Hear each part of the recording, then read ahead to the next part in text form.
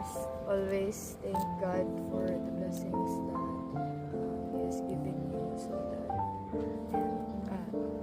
mag-sorry sa mga sins and mag-repent sa sins na gibuhat nimo. Grabe ang repent. Ay, lalong kaayo.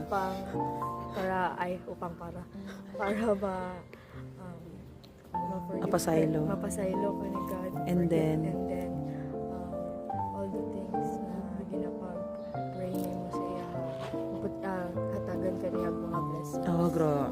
Nalala ko siya, ma'am. Ano Kasi yung... ang mga tao na parang hindi sila nag-seek ng prayers. Puro lang sila actions. At the end, Wala gyapon. Wala job, hindi job mag-adto sa ila. So it's very important na may actions and Prayer. mag-pray jud. Yeah. Then, eventually, if para jud sa imuha, if para jud sa imuha, it will always be yours. Wow. Siya ang pupunta sa'yo.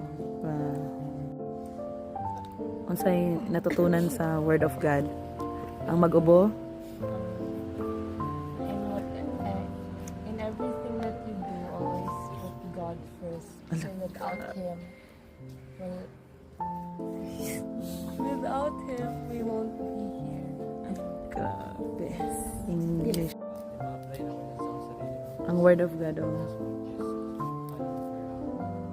We should not go off sa kanan ng work and society sa always prioritize sa ikaw. Yes. Though sometimes na other times hindi ko na makapay. Adjust na yung mga times sa kalugay yung mga panahon mismo nare-rest na po. Dili sa ano na kinahanglan na to nagapangalulat na may May kailangan. natay kinahanglan. Yun. Kaya pero one yun ang pinaka-lesson ng is to abandon everything. So, Prioritize. prioritize God. Yes. Amen, amen, amen. Wala, grabe. Oh, well. Okay na.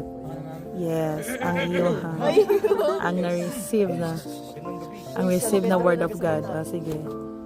Pastor ni, pastor. Pare ni. So, wait lang ma'am, ano ko sa experience ko ma'am. Grabe. Kasi ma'am, ang ma'am yan. Grabe ang Word of God. Dito talaga ako, yung taong nag-simple po masyado. Oh. Tapos ang parents ko, religious masyado. Oh. So, used to lang kasimbahin. Dapat talaga ma'am, makinig talaga sa kanila ma'am na magsimba po. Kaya, tama talaga yan, ha? Kasi ma'am, lang. Kasi pa ma'am, ang Panginoon ang po talaga makatulong sa atin. Ano ma'am? Anong nakuan sa Word of God? Always nang ipag-trust kay Jesus kaya ma'am. Ano say G? Ano say G? Jesus na. Grabe naman, G na. Sige kay. Kay God! Always nang trust kay God. Jesus na. Na siya yung ay mga struggles like halimbawa sa akong experience like Amen, amen. years na nag-book sa Pero, nakaya gyapon. Positive lang. Give all kay God. Yun. Bigyan ka man ng paraan ni God para makuha yung mga wishes mo. Dati kasi ma'am, gapray lang ako kay God if May kailangan. May kailangan. Ulungon, dira na lang din mo siya ginaano, di ba? Parang tawag na pengi na lang, pengi noon. Pero ma'am, di naman naman yung ni God if wala kayo ginawa yung mga actions. Yung faith nyo ni mo siya. Yes, ma'am. So, naka-lesson learned jud ka na in everything, you put Jesus at the center, prioritize. Okay. For me ma'am, yang dapat ma'am, need mo rin po ibaba sarili mo ma'am. Wag ka dapat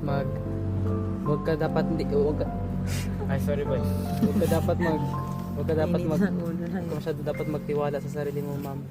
Kaya dapat doon ka sa taas magtiwala mo kaya siya yung Sino yung sa taas, sa second floor, sa third floor? sa ano ma'am, Sino siya? Dapat, kung gaano kataas yun ma'am. sino siya? Si Lord Jesus Christ. Okay. May one and beloved love. Amen. Hindi na si Bayaw. Yung spotlight mo na. Ah. Ano yung Like, si Jesus kasi like, heart ng Amen.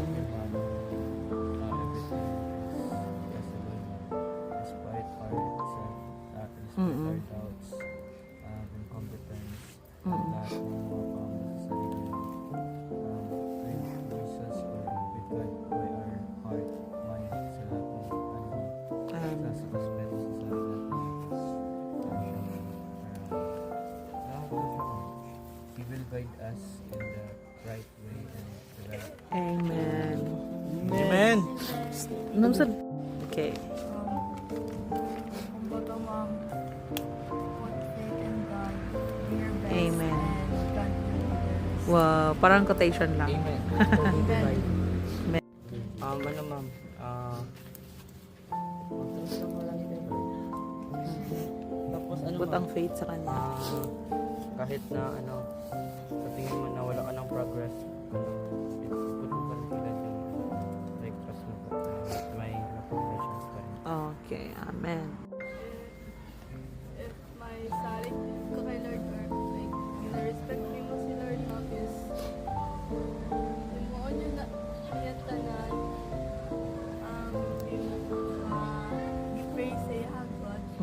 If only, ano ma'am, if maging mabait ka, maging respectful ka, Wow.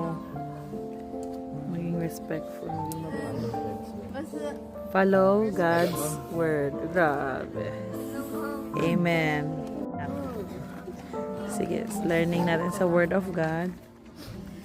Parang si God po yung backbone ng lahat. Wow. Parang kuan. Without her, wala pa nang naging outlet. So parang si Lord. Para si Lord din po yan.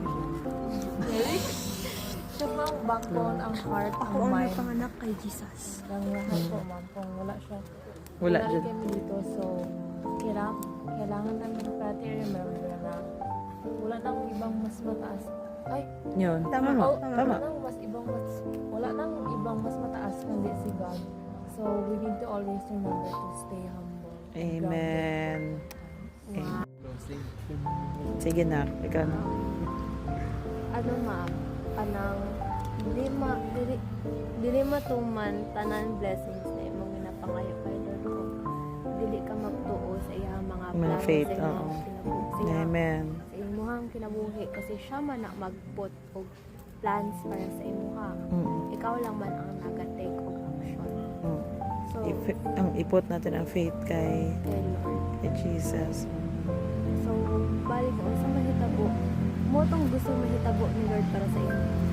Amen.